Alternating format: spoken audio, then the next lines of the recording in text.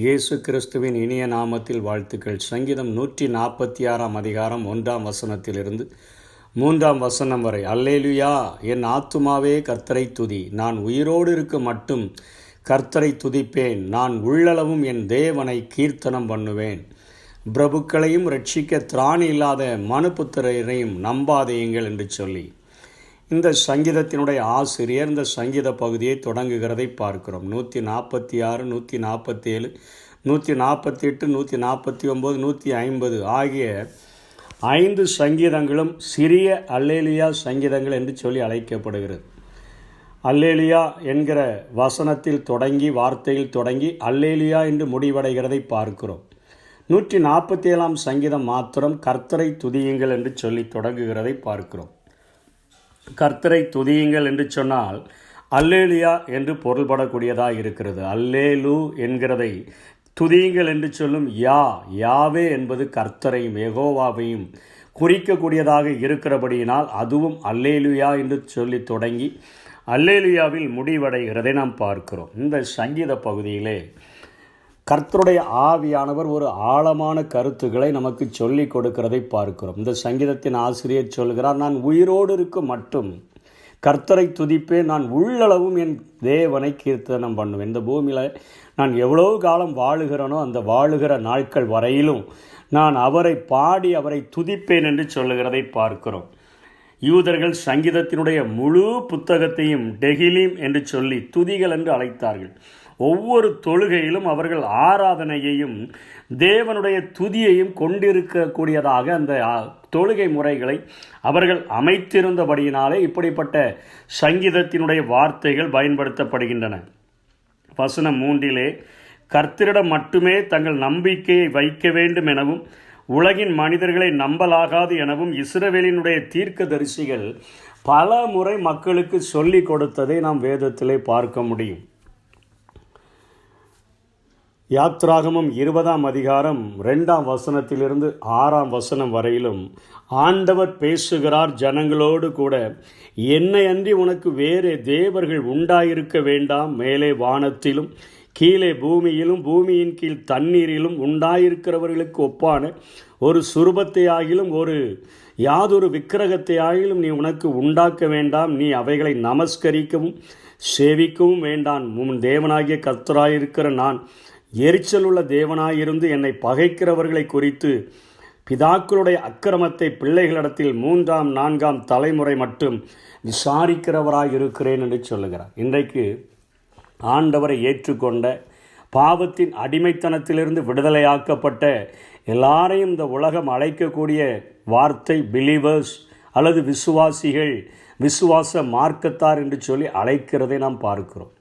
ஆண்டவர் விசுவாசிகள் அல்லது விசுவாச மார்க்கத்தார் பிலீவர்ஸ் என்று சொல்லி அழைக்கப்படுகிற ஒவ்வொருவருக்கும் முதலாக கற்றுக் கொடுக்கக்கூடிய காரியம், அன்றைக்கு எகிப்து தேசத்திலிருந்து அந்த பாவத்தினுடைய அடிமைத்தனத்திற்கு அடையாளமாக சொல்லப்படுகிற அந்த அடிமைத்தன வாழ்க்கையிலிருந்து அவர்களை மீட்டெடுத்து வந்து அவர்களுக்கு கொடுக்கக்கூடிய போதனைகளில் முதலாவது போதனை, என்னை அன்றி உனக்கு வேறு தேவர்கள் உண்டாயிருக்க வேண்டாம். நீ பிலீவர்ஸ் என்று சொல்லி அழைக்கப்பட்டால், விசுவாசி என்று சொல்லி அழைக்கப்படுவாய் என்று சொன்னால், பிரபுக்களையும் ரட்சிக்க திராணி இல்லாத மனுபுத்திரரையும் நம்பாதேயுங்கள்.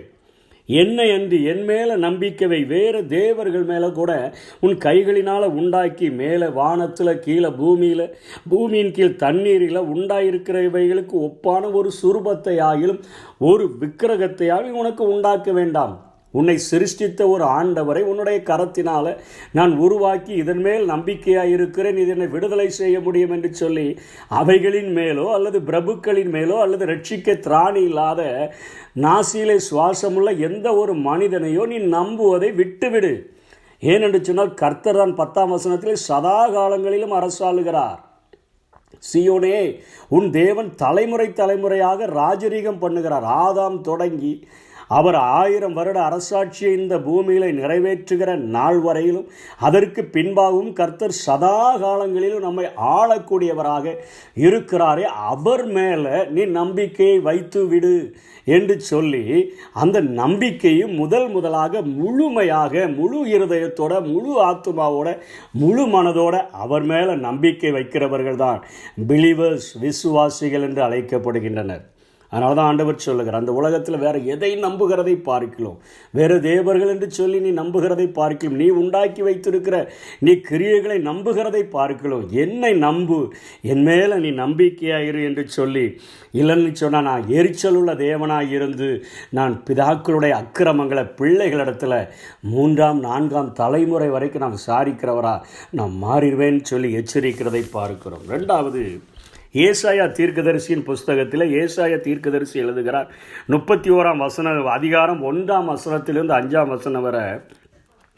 1ஆம் வசனம் சொல்லுகிறது, சகாயம் அடையும்படி இஸ்ரவேலுடைய பரிசுத்தரை நோக்காமலும் கர்த்தரை தேடாமலும் எகிப்துக்கு போய் குதிரைகளின் மேல் நம்பிக்கை வைத்து ரதங்கள் அநேகமாய் இருப்பதினால் அவைகளை நாடி குதிரை வீரர் மகா பலசாலிகளாய் இருப்பதினால் அவர்களை நம்பிக்கொண்டிருக்கிறவர்களுக்கு ஐயோ என்று சொல்லுகிறதை பார்க்கிறோம். இன்றைக்கு உலக மனிதர்கள் அதைத்தான் இங்கே சங்கீதத்தினுடைய ஆசிரியர் குறிப்பிடுகிறார்.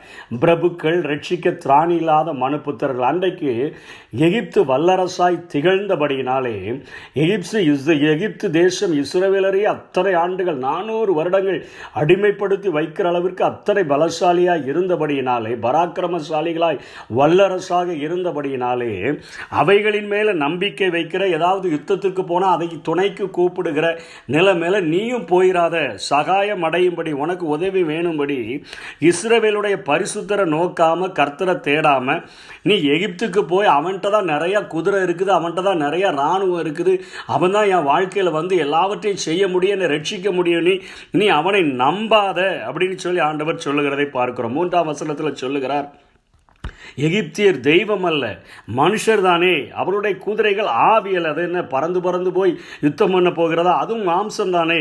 கர்த்தர் தமது கரத்தை நீட்டுவார், அப்பொழுது சகாயம் செய்கிறவனும் இடறி சகாயம் பெறுகிறவனும் விழுந்து அனைவரும் ஏகமாய் அழிந்து போவார்கள் என்று எச்சரிக்கிறார். நீ எகிப்தின் மேலே தெய்வம் நீ நினச்சி போய், ஐயா நீங்கள் தாயா எனக்கு தெய்வம், என் வாழ்க்கையில் உங்களை கண்ட பதவு தான் என் வாழ்க்கை ஆசீர்வாதமாக இருக்குன்னு எந்த ஒரு மனுஷனுக்கு அடிமையாகாத, மனுஷனை நம்பாத, அவனுடைய கையின் கிரியைகளை நீ நம்பாத, அடிமையாகாத. அவன் நிறையா குதிரை வச்சிருக்கிறான், நிறைய இராணுவம் வச்சிருக்கான், இன்றைக்கி அவன் நிறையா பணம் வச்சிருக்கிறான், அவன் பிரபுவாக இருக்கிறான், அவன் என்ன பார்த்துக்கிறேன்னு சொல்கிறான், எனக்கு எல்லாம் செய்கிறேன்னு சொல்கிறான்னு சொல்லி மனிதர்களுக்கு அடிமையாகாதிருங்கள் என்று சொல்லி அன்றைக்கு இஸ்ரவேல் ஜனங்களை எச்சரித்தது போல இன்றைக்கு வேதம் நம்மை எச்சரிக்கக்கூடியதாக இருக்கிறது. நீ அப்படி போய் ஆண்டவரை நம்பாமல், ஆண்டவரிடத்தில் கேட்காம, வானத்தையும் பூமியும் உண்டாக்கின கர்த்தரிடத்திலிருந்து எனக்கு ஒத்தாசை வரும்னு சொல்லாமல் நீ மனுஷங்கிட்ட கையேந்தி நின்னானா சகாயம் செய்கிறவனே நான் அழிச்சு போட்டுருவேன், சகாயம் பெறுகிறவனே அழிச்சு போட்டுருவேன்னு சொல்கிறாரு.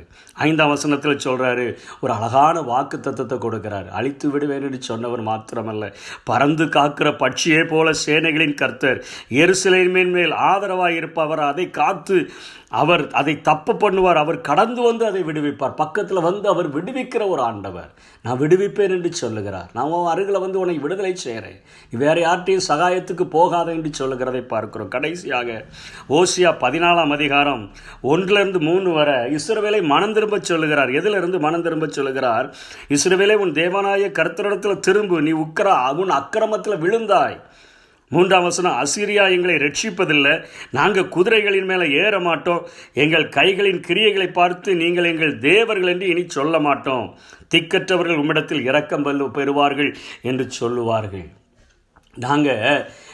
நாங்கள் போய் அசிரியர்களை அவர்களை பார்த்து அவர்கள் என்ன நாங்கள் ரட்சிச்சாங்கன்னு சொல்லாதபடி அவங்க ரட்சிக்க முடியாது. அவங்க குதிரைகள் பலசாலிகள் நினச்சி அவைகளின் மேலே நாங்கள் ஏற மாட்டோம், நாங்கள் கைகளினால் செய்கிற தொழிலை ஒரு நாளும் தெய்வம்னு சொல்ல மாட்டோம், செய்யும் தொழிலே தெய்வம் என்று சொல்லுகிறார்களே, அப்படி நாங்கள் அறிக்கையிடாதபடிக்கு திக்கற்றவன் உம்மிடத்தில் இரக்கம் வருவான், எங்கள் வேலைகளின் பலனை நீங்கள் தான் ஆசீர்வதிக்க முடியும், செய்யும் தொழில் தெய்வம் அல்ல, அந்த தொழிலை தந்த எங்கள் ஆண்டவரை நாங்கள் ஒவ்வொரு நாளும் சதா காலங்களிலும் அரசாளுகிற அவரை, தலைமுறை தலைமுறையாக ராஜகரீகம் பண்ணுகிற அவரை நாங்கள் துதிக்கும்படியாக என் ஆத்துமாவே நீ துதி என்று சொல்லி இந்த சங்கீதத்தை அவர் முடிக்கிறதை பார்க்கிறோம். இன்றைக்கி நம்முடைய வாழ்க்கையில் விசுவாசிகள் என்று அழைக்கப்படுகிற நம்முடைய வாழ்க்கையில் விசுவாசம் கடுகளவு இருந்தால் கூட மலையை பார்த்து நீ பெயர்ந்து நடு சமுத்திரத்தில் தள்ளுண்டு போன்னு சொன்னாரே, அப்படிப்பட்ட ஒரு விசுவாசத்தை உருவாக்கும்படியாக அவருடைய பாதங்களை இறுக பிடித்து கொள்ளும்படியாக மனித யார் மேலேயும்